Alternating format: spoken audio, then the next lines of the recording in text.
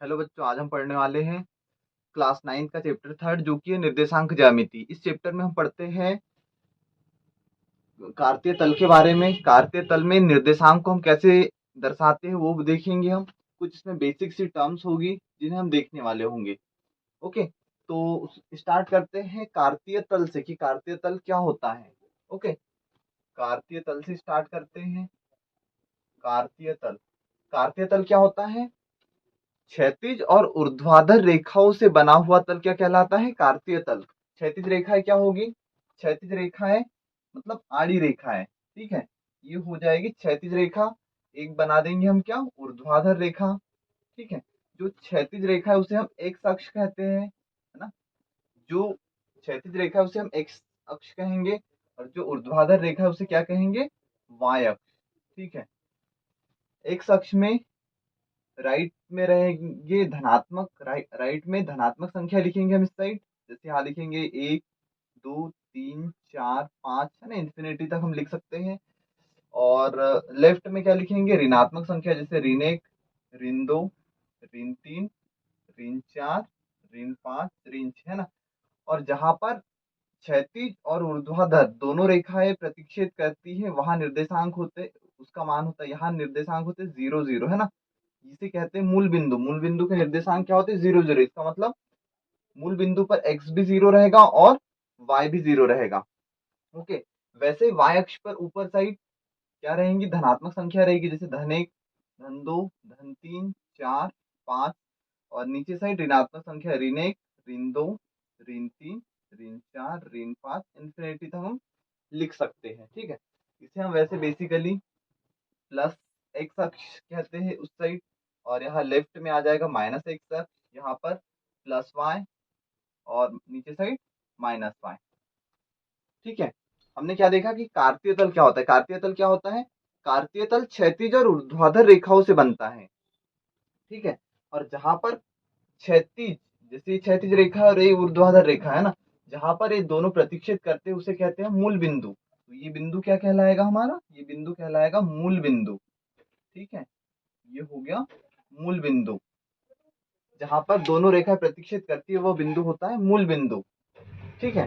अब हम देखेंगे कि इस कार्तीय तल पर जैसे हमारे पास निर्देशांक दिए हो उसे कैसे दर्शाते हैं, ठीक है। जैसे हम मान लेते हैं हमारे पास एक निर्देशांक है 1 और 2, 1 2 हमारे पास ये निर्देशांक है। इस निर्देशांक को हमें इस कार्तीय तल पर दर्शाना है, तो कैसे दर्शाएंगे? जो पहला मान होता है, पहला मान होता है हमेशा x का, दूसरा जो मान होता है वो होता है y का, ठीक है। तो हम देखते हैं हमें x का कौन सा मान देखना है?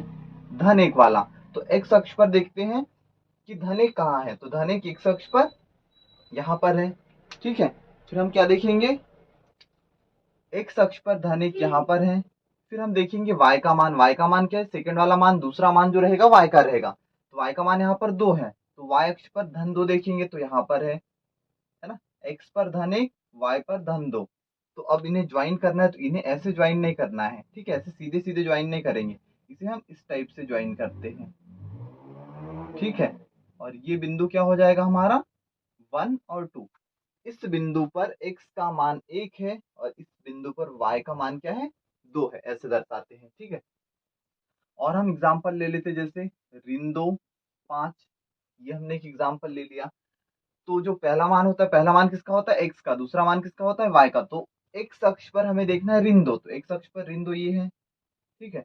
फिर y अक्ष पर क्या देखना है? 5, धन 5, तो y अक्ष पर धन 5 ये है। इसे इस टाइप से ज्वाइन करेंगे हम, ठीक है। इसे हमें ऐसे ज्वाइन करना है। तो ये जो बिंदु होगा, ये बिंदु होगा ऋण 2 और 5, ठीक है। ऋण 2 और 5। इस वाले बिंदु पर x की वैल्यू ऋण 2 है और इसी वाले बिंदु पर y की वैल्यू, y का मान धन 5 है, ठीक। और उदाहरण लेते हैं हम एक दो। जैसे हम उदाहरण लेते हैं ऋण 1, ऋण 2, ठीक है। हमने दोनों संख्या ऋणात्मक ले ली। तो पहली संख्या x का मान, दूसरी y का मान। तो x का मान ऋण 1 और y का मान ऋण 2। तो x का मान पहले ऋण 1 देखेंगे, ये हो गया, ठीक है। y का मान ऋण 2, y का मान ऋण 2 ये है, तो इसे इस टाइप से ज्वाइन कर देंगे हम। तो ये जो पॉइंट होगा, ये जो बिंदु होगा, ये होगा ऋण 1 और ऋण 2, ठीक है। कभी ऐसा हो सकता है कि हमें ऐसा मान दिया हो 4, ऋण 5, ठीक है, पहला मान x का, दूसरा मान y का होगा। तो हमें x अक्ष पर धन 4 देखना है, तो x अक्ष पर ये हो गया धन 4। फिर हमें देखना है y अक्ष पर ऋण 5, तो y अक्ष पर ऋण 5 ये है, तो इसे इस टाइप से हम ज्वाइन कर देंगे। तो इस प्रकार से हम दर्शाते हैं निर्देशांकों को कार्तीय तल पर। ठीक है, और एक उदाहरण लेते हैं हम, जैसे हमारे पास है 0 और 5, पहला मान x का, दूसरा मान y का। ये तो मैंने समझाने के लिए लिखा है, आपको ऐसे एग्जाम में लिखना नहीं है ना। तो पहला मान x का मान 0 यहीं पर होगा। ठीक है, और दूसरा मान y का 5 है ना, x का मान 0, y का मान 5, तो इसे इस टाइप से ज्वाइन कर देंगे, है ना। इस लाइन को हम थोड़ा डार्क कर देंगे। x की वैल्यू, x का मान यहाँ पर 0 है, y का मान यहाँ 5 है, तो इसी ये जो x अक्ष था इसी को हम थोड़ा सा डार्क कर देंगे। तो ये बिंदु हो जाएगा हमारा क्या, 0 और 5। अब एक और उदाहरण लेते हैं, अब लेते हैं 5 और 0। ठीक है, तो x का मान क्या है हमारे पास, 5, और y का मान 0। तो x का मान यहाँ पर 5 है, y का मान 0। x और y दोनों यहीं पर 0 होते हैं, तो इस लाइन को हम थोड़ा और डार्क कर देंगे। तो ये मान हो जाएगा 5 और 0 का। तो इस तरह से हमें दिए गए निर्देशांकों को कार्तीय तल पर दर्शाना है। ठीक है, अब इसमें दो टर्म्स और यूज होती है, भुज और कोटि। तो भुज और कोटि क्या होती है, जैसे हमारे पास ये बिंदु था, क्या था, 5 और 0। तो जो पहला मान होता है, जो x का मान होता है वो होता है भुज, और जो दूसरा मान होता है वो क्या होती है, कोटि। पहला मान भुज और दूसरा मान कोटि। ठीक है, जैसे इसमें देखते हैं, इस वाले एग्जाम्पल में देखते हैं, तो इसमें क्या है, जो पहला मान है, पहला मान क्या है, ऋण 2। तो ऋण 2 क्या हो जाएगी, ऋण 2 हो जाएगा भुज, और ऋण 5 हो जाएगी कोटि, है ना। x का मान होता है भुज, है ना, x का मान भुज होता है ना। और जो y का मान है, y का मान क्या हो जाएगा, y का मान हो जाएगा कोटि।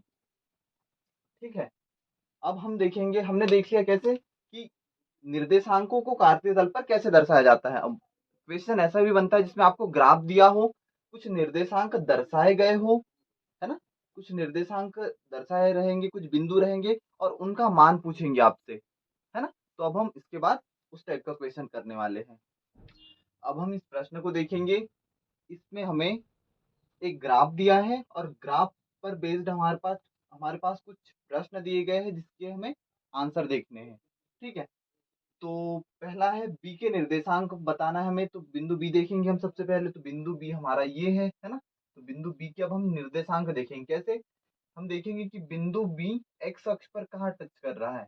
तो एक्स अक्ष पर कहाँ टच कर रहा है, धन 2, सॉरी, बिंदु भी एक्स अक्ष पर कहाँ टच कर रहा है, तो बिंदु एक्स अक्ष पर ऋण 5 पर टच कर रहा है, तो यहाँ लिखेंगे ऋण 5। फिर देखेंगे बिंदु भी वाई अक्ष पर कहाँ टच कर रहा है, तो ये 2 पर, तो ये आ जाएंगे, इसके निर्देशांक आ जाएंगे ऋण 5 और 2, है ना।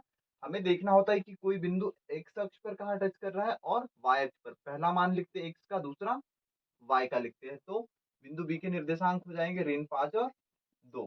ठीक है, दूसरा है सी के निर्देशांक, बिंदु सी यहाँ पर है। अब हम देखेंगे सी एक्स अक्ष पर कहाँ टच कर रहा है, ये टच कर रहा है धन 5 पर, और वाई अक्ष पर ऋण 5 पर। इसके निर्देशांक हो जाएंगे, सी के निर्देशांक हो जाएंगे धन 5 ऋण 5। ठीक है, अब बोला है निर्देशांक ऋण 3 ऋण 5 द्वारा पहचाना गया बिंदु। ऋण 3 और ऋण 5 पर कौन सा बिंदु है वो देखना हमें। तो ऋण 3 कहाँ है, एक्स का ऋण 3, वाई का ऋण 5। तो एक्स का ऋण 3 ये है, वाई का ऋण 5 ये है, तो इन दोनों को जोड़ने वाला बिंदु क्या है, ये बिंदु है ई। तो ये आंसर हो जाएगा इसका ई। ठीक है, चौथा है निर्देशांक 2 ऋण 4 द्वारा पहचाना गया बिंदु। अब 2 और ऋण 4 देखना है किस बिंदु पर है, 2, एक्स का धन 2 और वाई का ऋण 4, तो ये बिंदु है हमारे पास जी। इसका आंसर हो जाएगा जी। ठीक है, भुज और कोटि मैंने बता दी, एक्स का मान भुज और वाई का मान क्या हो जाएगी, कोटि। तो डी का भुज देखना है, डी का भुज मतलब डी पर एक्स का मान देखना है।